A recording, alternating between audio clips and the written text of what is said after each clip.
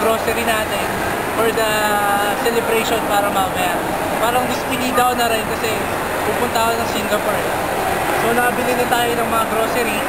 Ito pala yung kasama ko. Si Aris. Tropa yan, tropa. Yung traffic sa gym. Yan. Tsaka sila to. Ewan ko.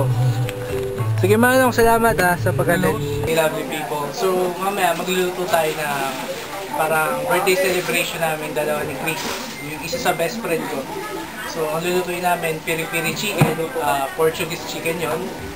And sasabayan natin ng potato salad, smashed carrots, tapos tzatziki. Yung tzatziki, yun yung Greek salad na cucumber tsaka yogurt pinagsama.